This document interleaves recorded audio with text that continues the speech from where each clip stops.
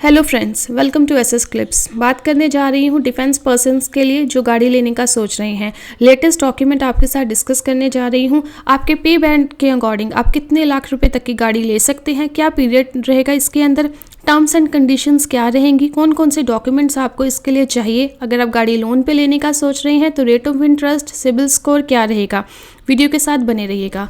तो सबसे पहले बात करते हैं 3A से 5 के बीच में अगर आपका पे लेवल है तो इसके अंदर हम रिटायर्ड और विडोज़ दोनों को इंक्लूड करेंगे। यहाँ पे 8 लाख रुपए तक की गाड़ी आप ले सकते हैं जिसके अंदर टैक्सेस नहीं लगी हुई हैं फिलहाल। अभी इसके अंदर ये कंडीशन है कि आप अपनी पहली गाड़ी, अपनी ऑन सर्विस गाड़ी आप ले सकते हैं, पर आपको 5 साल के बाद ही आप गाड़ी के लिए अप्लाई कर सकते हैं सर्विस में रहने के। अब आपने अगर पहली गाड़ी अपनी ले ली है तो दूसरी गाड़ी के और पहली गाड़ी के बीच में 8 साल का गैप होना चाहिए, यानी कि 8 साल के बाद आप दूसरी गाड़ी के लिए अप्लाई कर सकते हैं। विडोज़ के केस में अगर बात करूं तो अगर उनके लेट हस्बैंड ने ऑन सर्विस एक गाड़ी ले ली और रिटायरमेंट के बाद भी एक गाड़ी ले ली है तो अब वो गाड़ी नहीं ले पाएंगी। पर अगर ऑन सर्विस एक गाड़ी ली है और रिटायरमेंट के बाद कोई गाड़ी नहीं ली है तो वो गाड़ी के लिए अप्लाई कर सकती हैं। दोनों ही के बीच में 8 साल का गैप होना चाहिए। अगर आपका पे लेवल 6 से 9 के बीच में है, इसमें भी हम विडोज़ और रिटायर्ड पर्सन्स को इंक्लूड कर रहे हैं, तो यहाँ पे 10 लाख रुपए तक की गाड़ी आप ले सकते हैं जिसके अंदर टैक्सेस एक्सक्लूड कर दिए गए हैं, निकाल दिए गए हैं।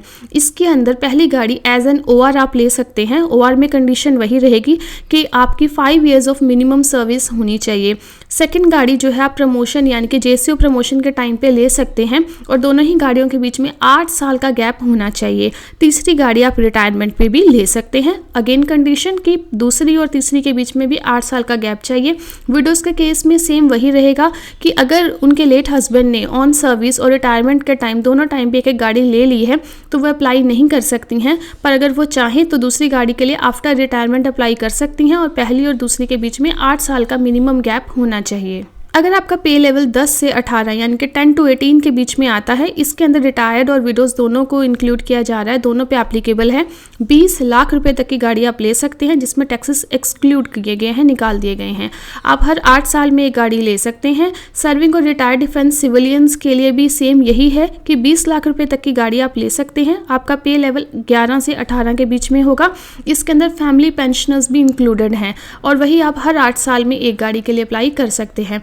अगर आप कोई इलेक्ट्रिकल व्हीकल लेने का सोच रहे हैं तो उसके अंदर आपके पास रहेगा कि आपकी जो परचेज है वो 5 लाख है, अगर उससे ज़्यादा है तो आपके ऊपर वही ऊपर वाली लिमिट से अप्लाई होनी शुरू हो जाएंगी। अब बात करते हैं क्या क्या डॉक्यूमेंट्स आपको इसके लिए चाहिए होंगे। तो रिक्वायर्ड डॉक्यूमेंट्स अगर हम सर्विंग पर्सन की बात करें तो आपको अपनी 2 लेटेस्ट पासपोर्ट साइज़ फ़ोटोग्राफ्स चाहिए, pan card, Aadhaar card, canteen grocery card चाहिए। इसके अलावा सर्विस सर्टिफिकेट आपको चाहिए आपकी फ़ोटो के साथ, ठीक है। और अगर आप दिल्ली NCR रीजन में है तो आपका एड्रेस मैंडेटरी होना चाहिए। 3 मंथ्स का latest pay slip, salary slip आपके पास होना चाहिए। 2 साल का ITR फॉर्म 16 आपके पास होना चाहिए और 6 मंथ का सैलरी अकाउंट स्टेटमेंट आपके पास होना चाहिए। इसके अलावा एक E-स्टाम्प आपको बनवाना पड़ेगा 100 + 10 रुपीज़ का। रिटायर्ड पर्सन्स की अगर बात करते हैं तो दो लेटेस्ट पासपोर्ट साइज़ फ़ोटोग्राफ्स चाहिए, पैन कार्ड, आधार कार्ड या voter ID card, electric bill, passport, इन सब में से कोई भी एक डॉक्यूमेंट आपका चलेगा। कैंटीन का ग्रॉसरी कार्ड होना चाहिए, एक्स सर्विसमैन का I कार्ड होना चाहिए, पेंशनर का पे ऑर्डर आपके पास होना चाहिए, 2 ईयर का ITR होना चाहिए यानी कि फॉर्म 16 होना चाहिए, 6 मंथ्स पेंशन अकाउंट स्टेटमेंट आपके पास होना चाहिए और आपको एक स्टाम्प बनवाना पड़ेगा 100 + 10 रुपीज़ का। अब बात करते हैं क्या बेनिफिट्स हैं अगर आप गाड़ी जो है लेते हैं तो आपकी प्रोसेसिंग फ़ी कुछ होती ही नहीं है, निल रहती है अगर आप कैंटीन से गाड़ी लेते हैं। इसके अलावा आपकी पार्ट पेमेंट चार्जेस भी कुछ नहीं होते हैं। फोरक्लोजर चार्जेस आपके 1 साल तक कुछ भी नहीं लगते हैं, तो ये सब निल रहती हैं। इसके अलावा आपके फोरक्लोजर अगर 1 साल के अंदर होता है तो आपका आउटस्टैंडिंग बैलेंस 2% + GST रहेगा। 100% फाइनेंसिंग आपको इसके अंदर दी जाती है, जो भी आपका शोरूम प्राइस है उसके ऊपर। नेचुरल जो भी रेट ऑफ इंटरेस्ट है वो आपके ऊपर इसमें लगेगा। अब बात करते हैं कि आप कितने रेट ऑफ इंटरेस्ट पे गाड़ी ले सकते हैं। तो यहाँ पे मैं SBI की EMI चार्ट आपके साथ शेयर कर दूंगी। अगर आपका सिबिल स्कोर 775 या उससे ज़्यादा है, 775 या उससे ज़्यादा है, तो आपका रेट ऑफ इंटरेस्ट रहेगा 3, 4 या 5 साल के लिए अगर आप गाड़ी ले रहे हैं तो 8.30 आपका रेट ऑफ इंटरेस्ट रहेगा। पर अगर आप ये 6 या 7 साल के लिए लोन लेंगे तो आपका रेट ऑफ इंटरेस्ट 8.40 रहेगा। ऐसा ही अगर आपका सिबिल स्कोर 757 से 774 के बीच में लाइक कर रहा है तो सेम यही टर्म्स एंड कंडीशंस अप्लाई होंगी। थोड़ा बहुत अप डाउन है, ये चार्ट मैं आपके साथ शेयर कर दूंगी ताकि आप अपने सिबिल स्कोर के अकॉर्डिंग देख सकें और ये भी देख सकें कि आप कितने साल के लिए गाड़ी लेना चाहते हैं, साथ में ही कितनी ईएमआई आपको पे करनी पड़ेगी अगर आप ईएमआई के ऊपर गाड़ी लेते हैं।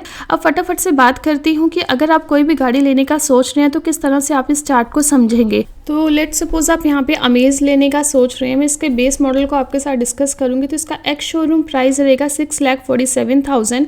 ये जो है न्यू एलिजिबिलिटी की अगर बात करते हैं 2023 से जो लागू की गई है उसमें ओआरस, जेसीओस और ऑफिसर्स सब इसको ले सकते हैं। इसके अंदर अगर आप इसका इंश्योरेंस करवाते हैं तो 25,950 रुपये है। परमानेंट अगर रजिस्ट्रेशन इसका लेते हैं, अगर आप दिल्ली का लेते हैं तो 59,270 रुपीज़ आपके लगेंगे। आपकी स्टेट के अकॉर्डिंग ये चीज़ वेरी कर सकती है। इसके अलावा सीएसटी का ऑन रोड प्राइस आपका पड़ेगा 7,32,000 रुपीज़ के आसपास। यही अगर आप सिविल से गाड़ी को लेते हैं तो 8,31,000 की आपको पड़ेगी।